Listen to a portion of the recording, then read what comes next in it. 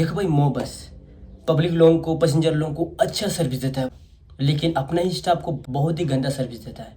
बाकी का नहीं पता, लेकिन राउरकेला मो बस के जितना भी है गाइड लोगों को बहुत गंदा सर्विस मिलता है। मैं खुद गाइड हूँ, मैं अपना पर्सनल एक्सपीरियंस से बता रहा हूँ। मैं ओडिशा मो बस का स्टाफ हूँ। बेसिकली हम लोग का ब्रांच राउरकेला में है, तो मैं राउरकेला में ड्यूटी करता हूँ। तो मैं पिछले बार एक वीडियो छोड़ा था ओडिशा मोबस के बारे में ड्यूटी करने के लिए। तो उसमें बहुत सारे अच्छी अच्छी चीज़ बताया था। तो बहुत सारे लोग ड्यूटी करने के लिए एफर्ट दिखा रहे थे, मैसेज कर रहे थे, डीएम कर रहे थे। रुको रुको रुको भाई, थोड़ा सा वेट कर लो। मैं एक तरफा बात बताया था, वन साइड बात बताया था, अभी दूसरा साइड का बात सुन लो। उसका बाद आप सेटिस्फाई हो जाओ। अगर अच्छा लगे फिर भी तो ज्वाइन कर सकते हो। इस ड्यूटी को करने के लिए पहले तो आपको ट्रेनिंग क्लियर करना पड़ेगा। डीडी में देते हम लोग 15,000, लेकिन अभी वो 30 ले रहे। 15,000 डीडी के लिए और 15,000 अपने जेब के लिए। तो आपका पास ज़्यादा पैसा है तो दे सकते हो भाई। मुझे नहीं पता आपको से कितना लेंगे, कि डीडी जमा करने के बाद भी गारंटी नहीं है कि आपको ड्यूटी संगे संग मिल जाए। हो सके आपको 15 दिन बाद, हो सके 1.5 महीना बाद, हो सके 2 महीना बाद या 3 महीना बाद ड्यूटी मिलेगा। क्योंकि मैं बहुत सारे केस में देख चुका हूँ ये सब। यहाँ कभी टाइम से सैलरी नहीं आता, हमेशा काटता है, लेकिन पता नहीं चलता कि क्या क्या काट रहा है बोल के। इस बार का सैलरी स्लिप मिला तो मेरे को समझ में आया कि यार ट्रिपल उसका काटे हैं। एस आई पी को तो समझ में आता है का काटे हैं, एम्बुलेंस ट्रेनिंग का काटे हैं। हर महीना क्यों यार, हम लोग तो एम्बुलेंस ट्रेनिंग दिए ही नहीं, किए ही नहीं, फिर भी एम्बुलेंस ट्रेनिंग का काट रहा है। और पता नहीं अजीब अजीब का काटते हैं जो पता ही नहीं चलेगा। और आपको एक चीज़ बता देता हूँ, यहाँ पर ही आपको सैलरी स्लिप कभी नहीं मिलेगा। मैं लगातार 1.5 साल हो गया काम कर रहा हूँ, लेकिन आज तक सैलरी स्लिप नहीं मिला। इतना स्ट्राइक करने के बाद भी नहीं मिला। बहुत सारा गाइड का भाई पता नहीं कितना महीना का SIPF क्लियर हुआ ही नहीं है।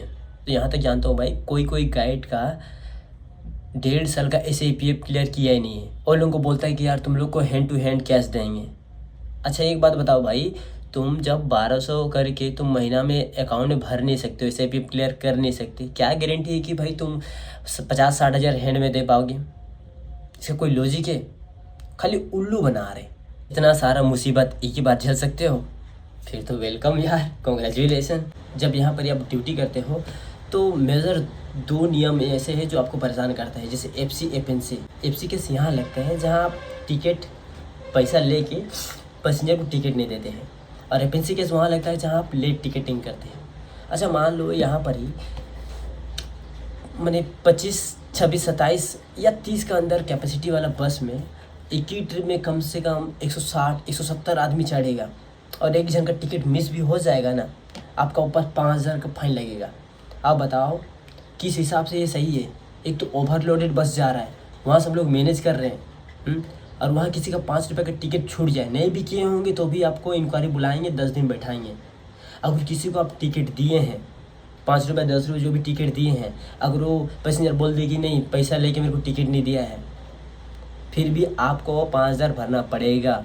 क्योंकि पैसेंजर बोल दिए हैं, मतलब जो पैसेंजर बोले वो सब सच है, उनका सुनवाई है, हम लोग को कोई सुनवाई नहीं है। मैं खुलम खुला बोल रहा हूँ भाई, यहाँ पर सबसे ज़्यादा फूल है भाई ये इंक्वायरी वाला और चेकिंग वाला। ये लोग अपना मनमानी करते हैं, ये लोग अपना ड्यूटी दिखाने के लिए हम लोग झूठ मूठ का कोई भी स्टेटमेंट लिखवा देते हैं। आपको लिखना पड़ेगा, नहीं लिखे तो भी फंसे, लिखे तो भी बुरी तरह से फंस गए।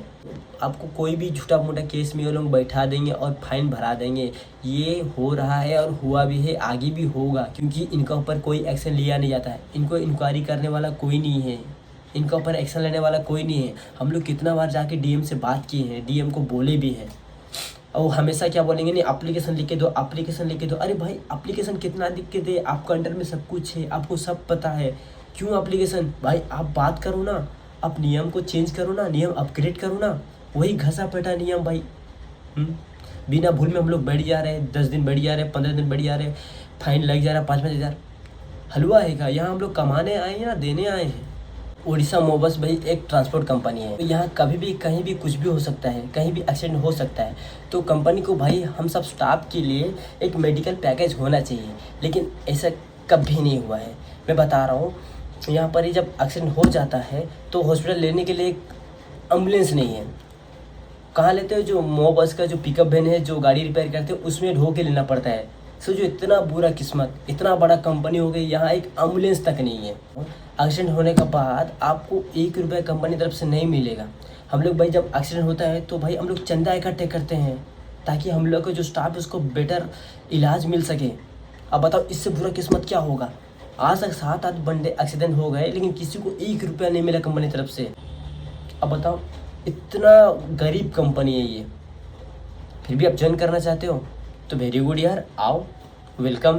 बता रहा हूँ यहाँ भी अगर बताने लग जाओ ना बहुत लंबा लिस्ट है, वीडियो बड़ा बन जाएगा। भाई डीडी जो हमें सिक्योरिटी फीस देते हैं 15,000, तो इसमें नियम ये है ना, अगर कंपनी छोड़ के जाएगा या तो आप कंपनी छोड़ के जाओगे तो जितना पैसा यूनिफॉर्म का है उसको कट के बाकी 13,000 14,000 या जो भी आपको रिफंड मिलेगा। लेकिन यहाँ इससे नहीं हुआ भाई, कंपनी छोड़ के चल गया, कम से कम 7-8 महीना हो गया लेकिन आज तक डीडी पैसा रिफंड नहीं हुआ है। जो लोग भुवनेश्वर गए थे डीडी के लिए, कितना माथा पीछी करने के बाद वो लोगों को मिला है कितना, 10,500 मिला है। वो सिर्फ 45 जन को डीडी पैसा रिफंड मिला है और यहाँ कम से कम 100 से ज़्यादा गाइड जिसको आप डीडी पैसा आज तक रिफंड ही नहीं हुआ है, ना आगे होगा जब तक वो लोग भुवनेश्वर नहीं जाएंगे। ये सब बहुत बड़े लेवल में फ्रॉड चल रहा है भाई। कंपनी को यूनिफॉर्म पैसा 2,000 काट के एटलीस्ट 13,000 रिफंड करना चाहिए, लेकिन उतना भी नहीं किए। जो 45 ना 30 जन का अभी डीडी पैसा आया है उसमें सिर्फ उन लोगों को 10,500 मिला है, बाकी पैसा कंपनी खा गया। आप सोच रहे हो आपको भी मिलेगा, ना ना ना ना, कभी नहीं मिलेगा आपको आगे मिलेगा ना नेक्स्ट टाइम। तो मेरे को नहीं लगता है कि आपको 10,000 देगा, हो सके वो काट छट के 8,000 दे आपको डीडी पैसा। और कितना इनका डीडी पैसा बाकी है, वो तो सिर्फ 45 जन का पैसा दिया है, बाकी जन का पैसा कहाँ। इसमें नियम ये है भाई, जो जाएगा डीडी पैसा के लिए भीख मांगने भुवनेश्वर उनको ही सिर्फ डीडी मिलेगा, अब बाकी किसी को नहीं मिलेगा। भाई बहुत परेशान कर रही है सब। बस गवर्नमेंट है, बाकी सब प्राइवेट है। आप कैप्टन को देख लो, आप गाइड को देख लो, किसी को भी देख लो, ये संस्थान पूरा प्राइवेट है, सिर्फ बस गवर्नमेंट है। मैं इसलिए बता रहा हूँ भाई, ताकि मैं नहीं चाहता कि मेरे चक्कर में कोई भाई इस दलदल में फंसे। मैं तो नहीं चाहता कोई इस दलदल में फंसे, मैं तो खुद ये ड्यूटी छोड़ने वाला हूँ। क्यों करूँ भाई, जब सैलरी पूरा हाफ से ज़्यादा कट गया है, जब मेरा सैलरी मेरे को नहीं पता कि भाई कितना पैसा कट रहा है, क्या कर रहा है, मेरा भाई पीएफ जमा नहीं हो रहा है, मैं क्यों करूँ इस जगह में ड्यूटी। जहाँ पर मुझे भाई महीना में 10 दिन बैठाया जा रहा है बिन फालतू का, जहाँ पर ही मेरा कोई सुनवाई ही नहीं है, ऐसा जगह में ड्यूटी करके क्या फ़ायदा। उससे बढ़िया भाई मैं बाहर लेबर को खट लूँ भाई, कोई दिक्कत नहीं, कहीं सिक्योरिटी कर लूँ भाई, कोई दिक्कत नहीं है। मैं तो बोलता हूँ भाई ज्वाइन मत करो, अगर आपको उड़ता हुआ तीर लेने का शौक है कर लो जो। मैं तो अच्छा बोलूँगा यार, मेरे जगह में कोई आया है जो तीर लेने का शौक है। बहुत जन को लगता होगा कि यार मैं झूठ बोल रहा हूँ, मैं फेंक रहा हूँ, तो सच बताता हूँ भाई, ठीक है कोई बात नहीं, मत मानो मेरी बात। एक बार आउटला का कोई भी बॉस में चढ़ जाना, कोई भी पुराना गाइड हो उसको पूछ लेना भाई आपका FCFNC केस क्या है, कम से कम स्क्वाड के बारे में, जो इंक्वायरी ऑफिसर है उनका बारे में एक बार पूछ लेना कि भाई कैसा ये सब चल रहा है। सच बताता हूँ सबका राय एक ही निकलेगा, भाई परेशान करते हैं। यकीन नहीं हो तो करके देख लो, पूछ के देख लो।